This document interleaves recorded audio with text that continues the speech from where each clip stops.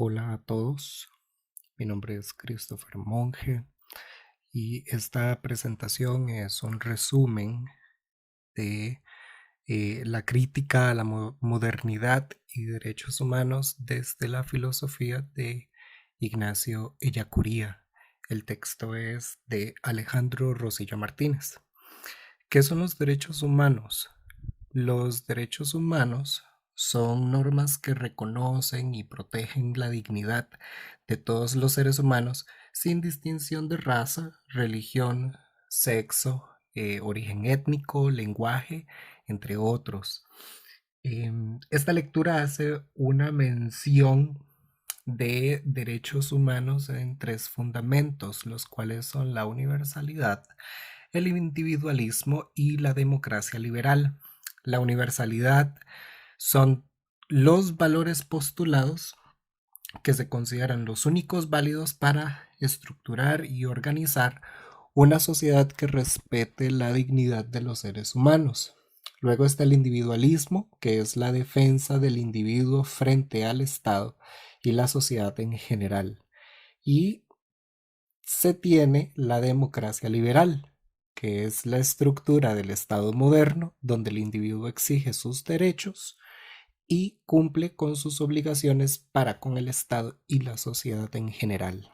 Los límites de la libertad de una persona son los límites de las libertades de los demás. La decisión de las mayorías hace que se legitime las acciones del Estado y hay una institucionalización y normalización de los derechos humanos. Tenemos la filosofía de la liberación, en el texto aparece con las iniciales FL, y esta filosofía de la liberación considera que los derechos humanos son necesarios para la estructuración de las sociedades justas, pero que es necesario también el desprendimiento de aquel concepto simplificador de estos derechos. Em, es aquí donde podemos hablar un poco de Ignacio de Ellacuría en 1930-1989.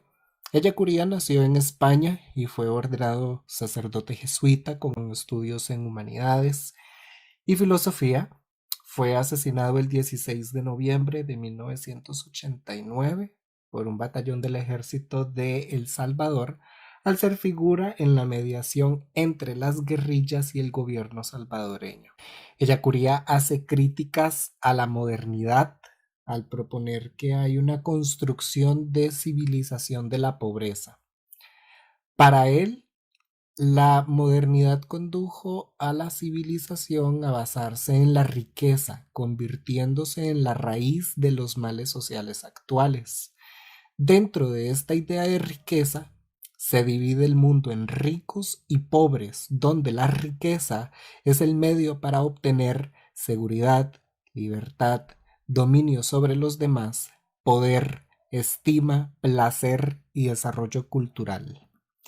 Ellacuría también señala que la brecha entre ricos y pobres es cada vez más grande, donde hay maneras más sofisticadas para explotar y ejercer fuerza sobre los niveles dentro de una pirámide social, donde los niveles más altos concentran el poder político, económico y social. Hay una destrucción progresiva del medio ambiente afectando el planeta en su totalidad y las personas al final prefieren tener a ser, pues es más importante, como ya se ha mencionado, la riqueza y mayor posesión sobre y en comparación con los demás. Además, se habla de cuatro tipos de fascismos dentro del texto. Está el apartheid social, el paraestatal, inseguridad y financiero. El apartheid social eh, considera que hay zonas salvajes y zonas civilizadas generando un nuevo tipo de segregación urbana, urbanizaciones privadas cerradas, comunidades cerradas. Dentro de la zona cerrada o civilizada hay protección y declaración de los derechos humanos. Todo lo contrario con las zonas salvajes, donde no hay respeto alguno por los derechos de las personas. También está el paraestatal, que son los grupos poderosos con complicidad del Estado, los que restringen, regulan o neutralizan los derechos humanos. Dentro de este tipo de fascismo hay dos subtipos, el contractual y el territorial. Dentro del contractual, eh, el más débil acepta las condiciones y términos impuestos por el más fuerte, sin importar qué tan costosas o despóticas puedan llegar a ser esas condiciones. Y luego está el territorial, en donde el más fuerte utiliza al Estado para que se regulen o neutralicen los derechos humanos sin tomar en cuenta la participación de los ciudadanos involucrados en el proceso. Luego está como tercer tipo de fascismo la inseguridad, que trata de la manipulación del más débil a través del sentido de inseguridad y desestabilización. En este tipo de fascismo se puede hablar de un punto en el que se puede obligar a una persona a trabajar por temor a ser despedida o perder su trabajo, el cual de alguna manera le brinda algún tipo de estabilidad económica y presencia social hasta cierto punto. Y por último, el cuarto tipo de fascismo es el financiero, en donde los activos son maximizados por individuos o instituciones alrededor del mundo. Hay poder económico y se busca potenciar ese poder. Dentro de la lectura también podemos encontrar una frase que dice: más vale ser explotado que excluido. La civilización de la riqueza consiste en alienar, es decir, vender a alguien o algo. Hay un individualismo destructor, puesto que se habla de libertad falsa, es decir, que el ser humano renuncia de alguna manera a sus libertades por el deseo del dinero y somete su propia identidad a un modelo creado para la sumisión. Cuando se habla de la universalidad, se habla de la práctica de los líderes de las potencias occidentales para impulsar la libertad y la democracia. Existe la creencia de que es la civilización superior a las demás por basarse en valores y verdades universales, y se utiliza el método científico para obligar a los gobiernos del tercer mundo a aceptar las leyes de una economía neoliberal. Immanuel Kant propone o dice que el modelo propuesto por la civilización de la riqueza no es universal y por lo tanto no es moral. Es una civilización consumista y un modelo basado en explotar de maneras más sutiles a los otros. Hay una falsa felicidad y mayor indiferencia a las adversidades que pueda experimentar otro individuo para alcanzar esa felicidad. También dentro del texto tenemos a Vandana Shiva, en donde Vandana Shiva dice que cuando se celebró en Roma la Conferencia Mundial sobre Alimentación en 1996, la Organización de las Naciones Unidas para la Agricultura y la Alimentación, FAO por sus siglas, indica que para 1981, que se celebró el primer día de la alimentación, a nivel mundial había 450 millones de personas que padecían malnutrición. En 1996 esa cifra llegaba a 800 millones de personas.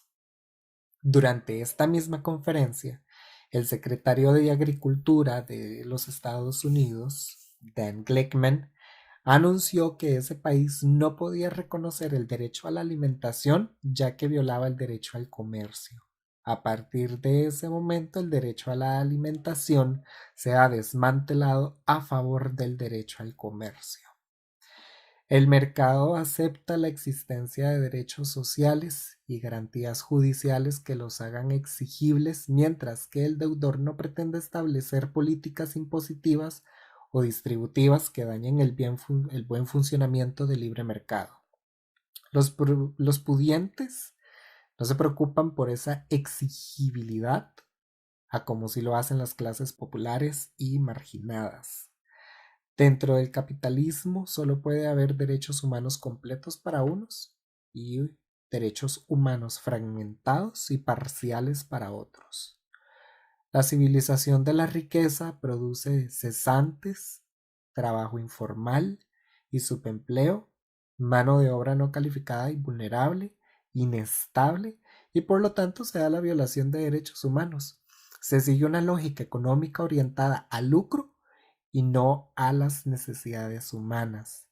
Pone la atención en las demandas y acumulación privada del capital, obteniendo así mayor poder sobre los demás. También está la civilización del trabajo, que es opuesta a la de riqueza.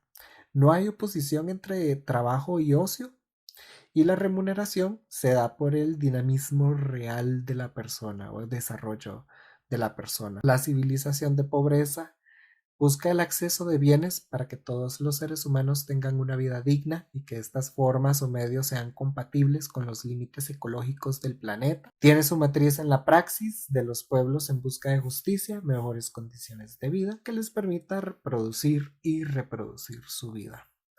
Dicho esto, se puede aplicar ciertas partes de la lectura en noticias relacionadas a los derechos humanos en relación a la pandemia del COVID-19, en donde hace unos pocos días atrás, semanas atrás, salió una noticia en donde el presidente de los Estados Unidos suspendía o emitía la orden de suspender la financiación de Estados Unidos a la Organización Mundial de la Salud por alegar una mala gestión o control de la pandemia a nivel global. Esto se puede traducir en cierto tipo de fascismo, de inseguridad, puesto que está generando una sensación de incertidumbre respecto a las posibilidades de la OMS para poder hacerle frente y apoyar a todas las naciones que se están viendo afectadas por esta pandemia y que al final demuestra el tan mencionado individualismo en la lectura, en donde realmente se demuestra que en estos momentos ciertas naciones o ciertos líderes políticos están adoptando una postura individualista de proteccionismo nacional, y este proteccionismo nacional puede arrastrar a los demás naciones menos favorecidos o más en mayores condiciones de pobreza social y económica a que vayan a sucumbir ante esta epidemia.